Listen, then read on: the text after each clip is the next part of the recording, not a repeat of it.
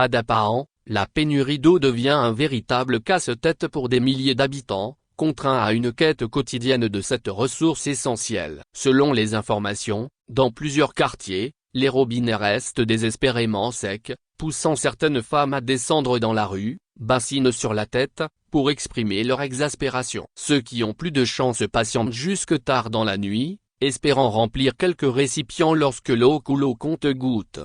Officiellement, la Togolaise des eaux, TED, attribue ces perturbations aux travaux de voirie en cours, notamment dans les quartiers Osazongo, Natebagou, Nassablé et Koni. Un argument déjà avancé lors d'une précédente interruption d'eau entre décembre et janvier, après l'endommagement d'une canalisation. Toutefois, au-delà de ces chantiers, c'est la vétusté des infrastructures hydrauliques qui aggrave la crise, informent nos confrères de l'alternative.info.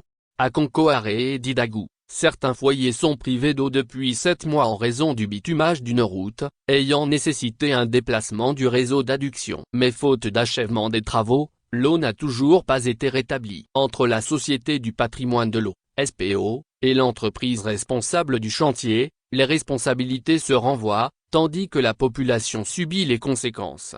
La situation est d'autant plus critique que des quartiers non concernés par les travaux, comme Kombon-Loaga, Nassablé 2 ou Nadigré, souffrent aussi d'un manque d'eau. En cause, l'état dégradé des installations de l'unité de traitement d'eau potable, UTEP, du barrage de Dalouac. Les pompes, en service depuis 25 ans, n'ont jamais été remplacées et montrent de sérieux signes de défaillance. Par ailleurs, le système de stockage présente des lacunes. Un second château d'eau prévu sur la colline derrière le stade municipal n'a jamais vu le jour. À la place, une simple bâche creusée dans le sol, mal positionnée, empêche l'eau d'atteindre les quartiers situés en hauteur. Alors que la saison chaude approche, la consommation d'eau va augmenter, accentuant encore la crise. Si aucun plan concret n'est mis en place pour moderniser les infrastructures, l'accès à l'eau potable à Dapahan risque de rester un défi quotidien pour longtemps.